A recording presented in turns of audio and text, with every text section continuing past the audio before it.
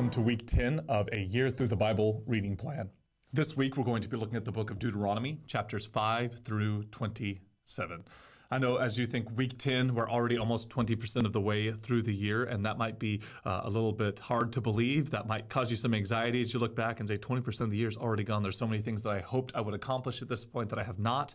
But just remember, that means that still over 80% of the year is ahead of us. We still have plenty of time to reestablish those rhythms, to set in place those habits that we're trying to get, and to draw closer to the Lord this year. So don't be discouraged by the fact that it's already week 10. I hope you are encouraged as you look forward to the next week and to the rest of this year.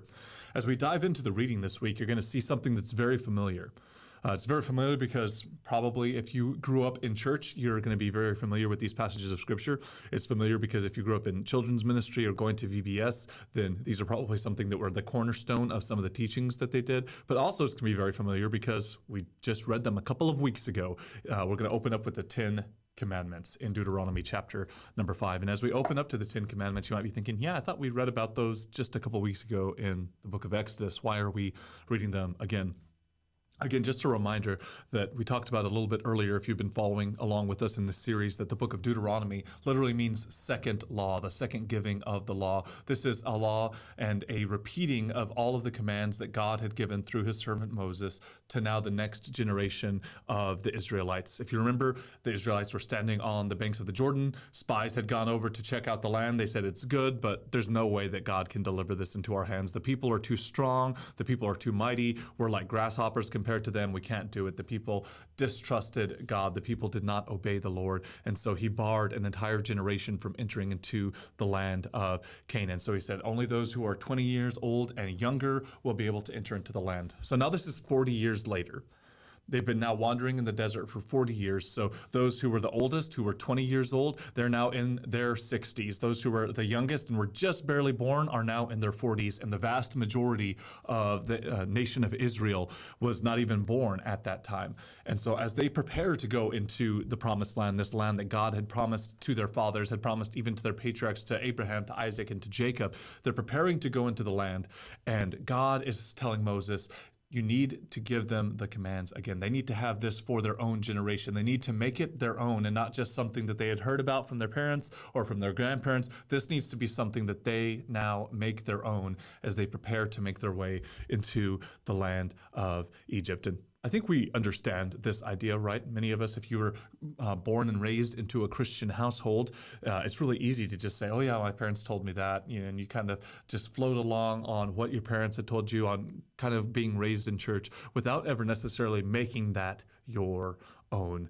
And at the point where you say, wow, this needs to become important to me, this needs to become vital to me, this needs to be my own faith, not the faith of those who I grew up with, not just, hey, my mom was a firm believer in Christ, and so I guess I'm a Christian, but I need to make sure of my commitment to the Lord, of God's work in my own life. And this is basically what's going on here. This next group that's moving in, some of them never saw the parting of the Red Sea, never saw the plagues of Egypt, didn't see a lot of these different things, weren't there at the mountain on Sinai whenever the first 10 commandments were given. And so now Moses, as he's preparing to go off and he will not enter into the promised land, the Lord has commanded him to restory this people.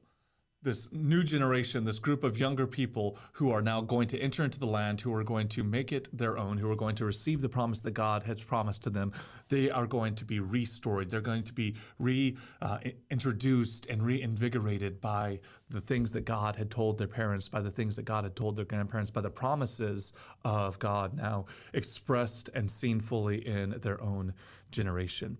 So this is why whenever you read through, you're going to say, some of these things seem familiar. They absolutely are. They're things that we had read before. They're some of the same laws that we have read before in the earlier books that now we're going to see repeated because they are for this next generation. And God says, don't forget.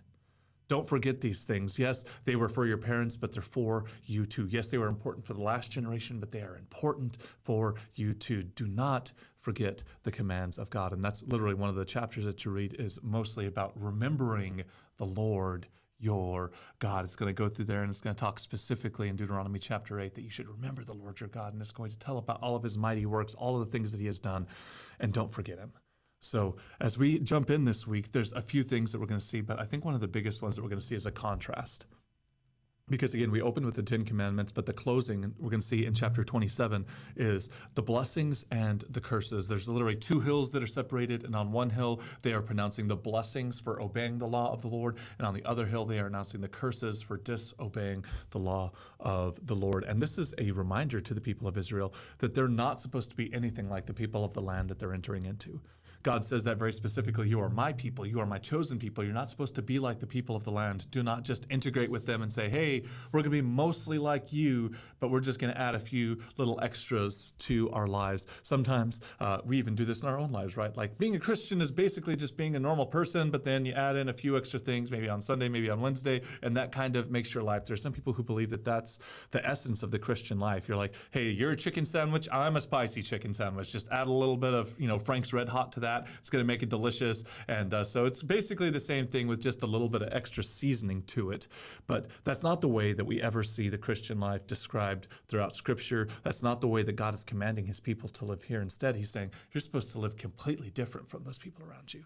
You're supposed to live completely and diametrically opposed to the systems of this world. Whenever you go into the land, it's going to be really tempting to say, hey, we'll just do the things you guys are doing, and then also we'll have a temple for God. We'll do the things that you guys are doing, but we'll also have this priesthood set up. But no, God is saying you need to be completely different. The way that you live your lives, the way that you celebrate and feast together, the way that you set up and even establish your cities. He talks about in different ways, cities of refuge, cities where people can go and they can escape from false accusations, or they can escape from unjust judges, where they can escape whenever things are getting difficult in life. The way that the Israelites are supposed to live their lives are very different from the nations around them. They're supposed to allow for the poorest of the land to be able to glean on the edges of their field and not just say, what's mine is mine and you can tough it out even though you don't have. Instead, they were supposed to provide and make space for those who didn't have enough. They were supposed to provide for the widows and the orphans. They were supposed to be people of mercy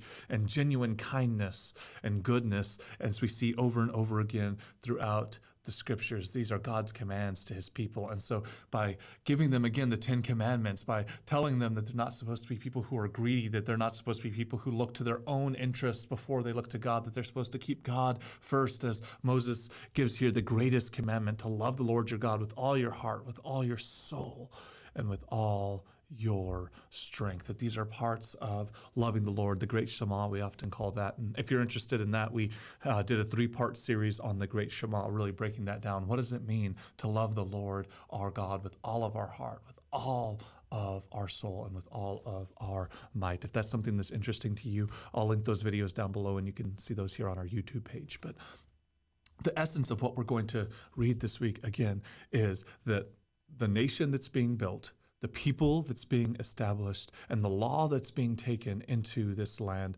are completely and totally opposed to the system that already exists in that land. God isn't saying go in there and integrate and try to be as normal as possible, and then every once in a while sprinkle in a little bit of the message of the Lord your God. Instead, he's saying, no, you're going to go in and you're going to be a shining, blazing light that is completely different than anything that has been witnessed before. So they're supposed to go into the land. They're supposed to live lives that are in accord with the 10 Commandments, with all of these different laws as well that we're going to read through about taking care of your family, taking care of foreigners, taking care of the land itself, even that the way that they're supposed to do their farming and agricultural practices is that every 7 years they're supposed to let the land rest. They're not supposed to plow. They're not supposed to plant. They're not supposed to do any of these things. They're just supposed to trust that the Lord their God will grow up from the ground exactly what they're going to need to be able to be sustained. In all of these ways, they're supposed to live radically different than the world. This is a good message for us in our own lives because it is so tempting in our world and in our culture, especially if you're in the Western world, to just say, hey, it's pretty easy to just kind of blend in and live my life. And there's not really any noticeable or measurable difference between me and my unsaved neighbor other than they go golfing on Sunday and I go to church on Sunday. There's something that's really wrong about having that mindset to say, I'm basically exactly like the world. I want to look exactly like my friends. I don't want to have anything different between me and the people that I am around, except for every once in a while I'll sprinkle in a little bit of the gospel. And unfortunately, that's the way a lot of Christians live, is that they have this idea that, well, the gospel is there and it's something that is important, sure, but it's not something that radically transforms our life all the time.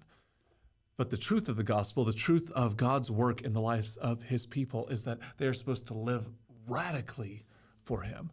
That there's supposed to be a clear difference, that whenever all of the people of the land saw Israel, they knew these guys are different. They're not like us. They're not living the same way as us. They're not worshiping the same way as us. They're not organizing their government the same way that we organize ours. Instead, all of these different things that they have, from the way that they live to the way that they eat to the way that they care for the people in their community, is diametrically opposed to the way that others are doing it. And I think in our Christian lives, this is a call to us as well. That we're supposed to be living our lives in such a radical way that there's no way of wondering, oh, I wonder if that person over there is a Christian or not.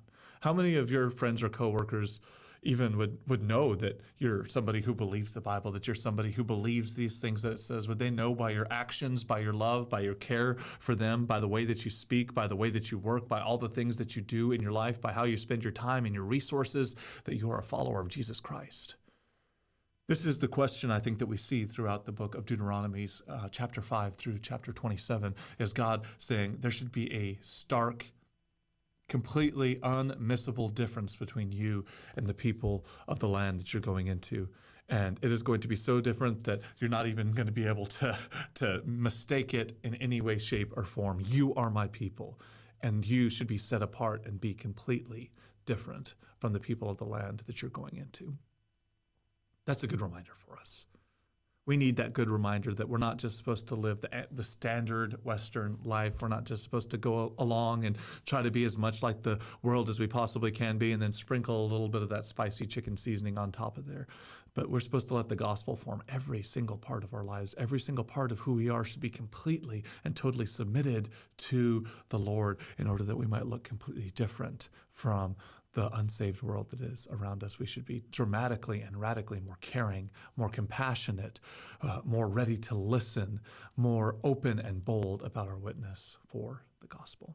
So I hope that these are helpful for us to apply and to see God's working in the people of Israel as well as in our own lives as you read through some very familiar laws, some very familiar statutes, some very familiar commands that God gives to the people of Israel, and realize that in some ways we can apply these to our lives in saying that we are supposed to be that shining city on a hill. We are supposed to be those people living that radically different life who set every single portion of our life completely separately from the way that the world lives, and we are supposed to live radically for the Lord.